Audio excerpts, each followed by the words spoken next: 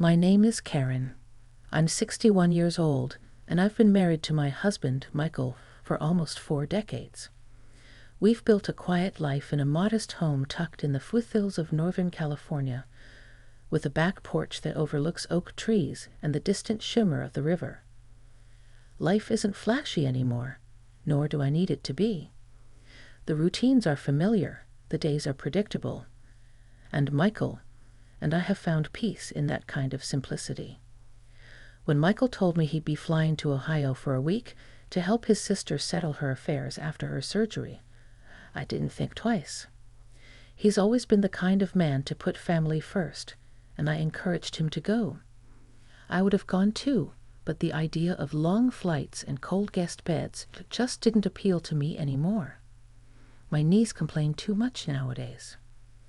A few days into his trip, Michael called me one evening. He asked if his old friend Jack could come by to pick up some of the fishing gear he'd left in our shed months ago.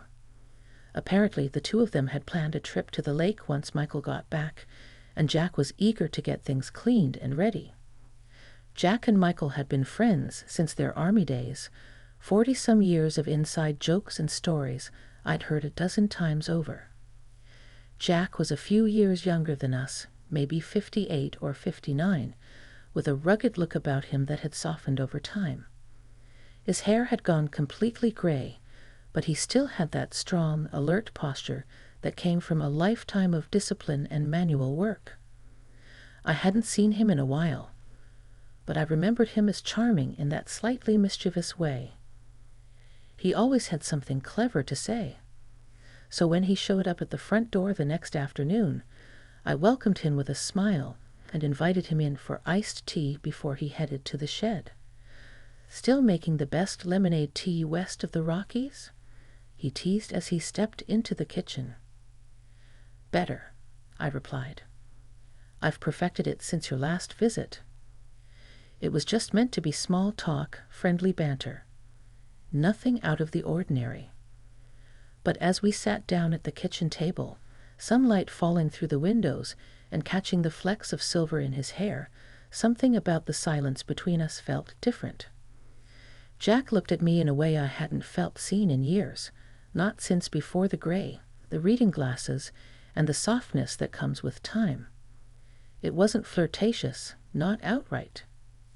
Just attentive, like he noticed the details, the way I curled my fingers around my glass, the way I still tilted my head slightly when I listened. We talked about everything. Our kids, his new job at the auto body shop, even the silly argument he had with his neighbor about tree trimming. I laughed more in that hour than I had in weeks, and when I stood to refill our drinks, I felt his gaze on me, not inappropriately, but with a warmth that made my skin buzz. "You ever get lonely out here when Mike's away?" he asked, his voice softer now. The question lingered longer than I expected. I turned, giving a small shrug. "Sometimes, but I like the quiet." He nodded, eyes thoughtful. "I get that. Quiet can be nice. But sometimes it's also loud in the wrong ways, if that makes sense." I didn't respond right away, because it did make sense. I just wasn't ready to admit it. After he got his gear from the shed, he lingered at the door. I noticed it because I felt it, this hesitation, like he didn't want to leave just yet. "You know," he said, rubbing the back of his neck, "if you ever need help around the house while Mike's gone, even just someone to chat with, don't hesitate to call." There was a gentleness in his offer, and I didn't hear anything beneath it except genuine care. But even so, something stirred in me that night after he left. I stood in the mirror brushing my hair, realizing it had been years since someone looked at me with anything other than casual familiarity. Michael loved me, sure. But we had settled into that rhythm of comfort, like two well-worn stones, resting beside each other, smooth, but no longer striking sparks. That night, I thought about Jack more than I should have. The next day, I was out back trimming the rose bushes when Jack's truck pulled into the driveway again. He waved, stepped out, and walked over holding a small paper bag. "You left this in the shed," he said with a grin. "Turns out it was mine, but figured you deserved the prize." Inside was a jar of his homemade strawberry jam. He'd been canning it for years, something I always teased him about. "I should have baked scones," I said playfully, accepting the gift. "Well," he said, that same mischievous glint in his eyes, "maybe I'll stop by tomorrow, and you can." And just like that, something new began to take shape, something I hadn't expected, something subtle, but unmistakably real. A ripple in the calm waters of my everyday life, a feeling I hadn't let myself feel in a long, long time. Not yet desire, not yet temptation, but something that made my heart stir in a way I'd almost forgotten it could. And so I said yes. To the scones, to the visit, to whatever it was that had started between us, softly, quietly, like a breeze through the open kitchen window. The next morning I woke earlier than usual. The sun had barely begun to stretch over the horizon, casting a soft orange hue across the kitchen counter. I stood by the window in my robe, watching the light slowly pour in, the warmth of it brushing against my skin like a gentle hand. I hadn't baked scones in years, but that morning I pulled out the flour, butter, sugar, and that old chipped mixing bowl I always used for special things. My fingers remembered the rhythm, cutting the butter into the flour, folding the dough just right, dusting the tops with a bit of raw sugar. I didn't rush. There was something therapeutic in it, something grounding. I told myself it was just a friendly visit, that Jack had always been this way, charming, easy to talk to, maybe a little flirty in a harmless kind of way. But no matter how many times I repeated that thought in my head, my hands trembled slightly when I set the warm scones on the cooling rack. He showed up just past 10, right on time. I heard the gravel crunch beneath his boots before the knock came. I wiped my hands on a towel, checked myself in the hallway mirror, and opened the door. Jack stood there with that boyish smile, holding 2 paper coffee cups. "Figured I'd bring the drinks if you handled the food," he said, holding one out to me. I stepped aside to let him in. "Well, you're just in time. They're still warm." We sat at the kitchen table again, this time facing each other fully, no pretense of small talk needed. The scones disappeared quickly between us, and we drifted into that same easy rhythm of conversation, only this time it felt a little more personal. He asked about my art. I used to paint landscapes years ago. Watercolors of the river bend, the fields, the blue-gray fog that would settle after summer rains. I hadn't picked up a brush in nearly a decade, but I kept a few pieces framed in the hallway. "Why'd you stop?" he asked, his eyes scanning the delicate strokes in one of the paintings across the room. I hesitated. Life got in the way. Work. Raising kids. Taking care of things. "You mean taking care of everyone else," he said quietly, his gaze returning to me. There was no accusation in his voice, just understanding, and it hit deeper than I expected. I looked down at my coffee cup, tracing the rim with my finger. "I guess it's easy to forget who you are when you're always being something for someone else." He didn't respond right away, but the silence felt full, not empty. It held something unspoken, something that hummed just beneath the surface. Jack set his cup down and leaned back slightly. "I've thought about you sometimes, Karen. Not in a weird way. Just wondered how you were doing. If you were still painting. You were happy." That word sat heavy between us. Happy. I opened my mouth to respond, but nothing came out at first. Because what did happiness even look like at this point in life? Was it routine? Was it safety? Or was it something else? Something I hadn't let myself explore in years. Instead of answering, I stood up and walked toward the hallway. I pulled out an old portfolio from the closet and carried it back to the table. I haven't shown these to anyone in a long time, I said as I opened it, spreading out the pages. He looked through them carefully, reverently. These are beautiful, Karen. You have a gift. His voice was low, sincere. Not the kind of compliment meant to flatter, but the kind that sees something real and wants to honor it. You ever think about starting again? He asked. I've thought about it, I admitted. But I don't know if that part of me is still alive. Jack leaned forward, his eyes locking with mine. She is. I can see her. For a long moment, neither of us spoke. There was something in the air, charged but not dangerous. Close but respectful. It was as if he'd reached into a part of me I had boarded up long ago and knocked gently, reminding me I was still there behind it all. Then he stood and gathered his coffee cup. I should get going, he said, his voice softer now. Didn't mean to overstay. You didn't, I replied too quickly. I caught myself and smiled. It was nice having someone to talk to. Jack nodded. Same here. As he reached the door, he paused and turned back. Would it be all right if I came by again sometime? I didn't need to think. Yes, I'd like that. He left, and I stood by the window, watching his truck disappear down the long gravel path. My heart wasn't pounding. It wasn't some silly crush or fleeting moment of midlife excitement. It was something quieter, something that moved beneath the surface, like the gentle pull of a current you don't notice until you're halfway across the river. That afternoon, I unpacked my old easel from the garage. It was dusty, the wood warped just slightly from years of neglect, but it stood strong once I set it up in the sunroom.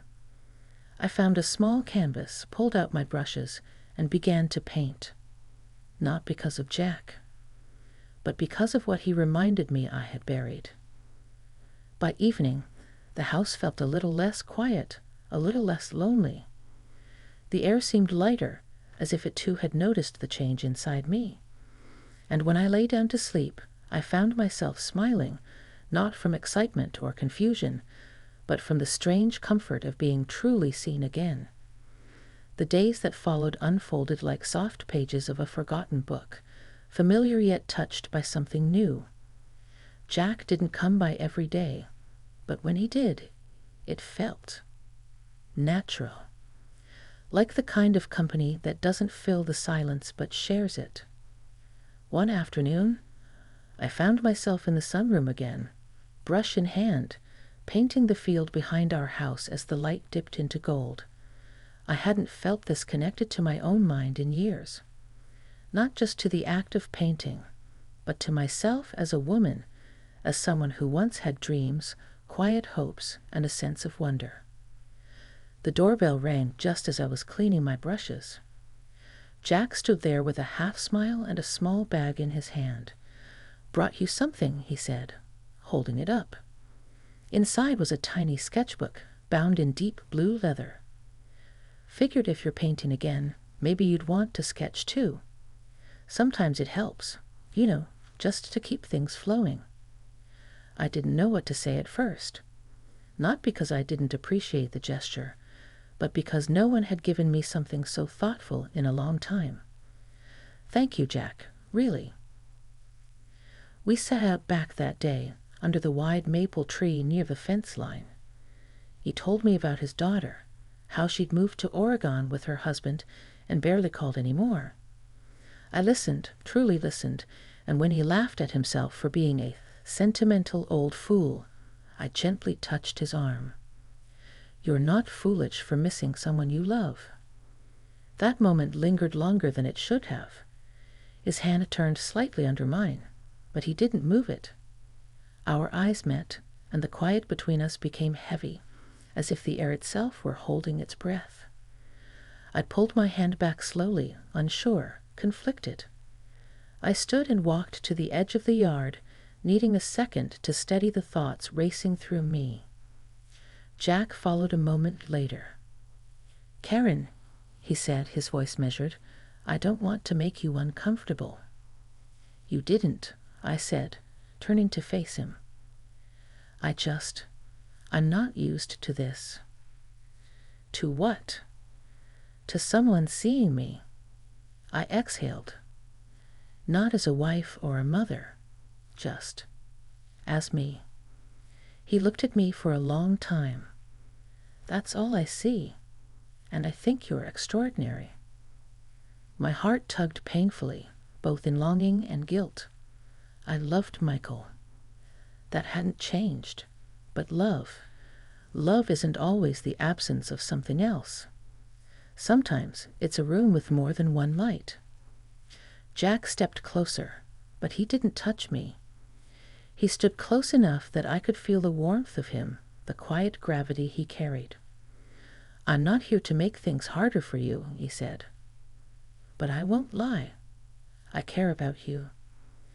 The honesty in his voice struck something deep. There was no pressure in it, no agenda, just truth.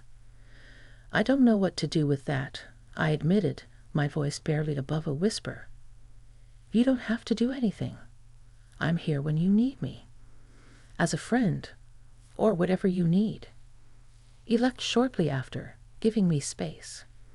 That night, I sat alone in the sunroom long after the light had faded, staring at my unfinished painting.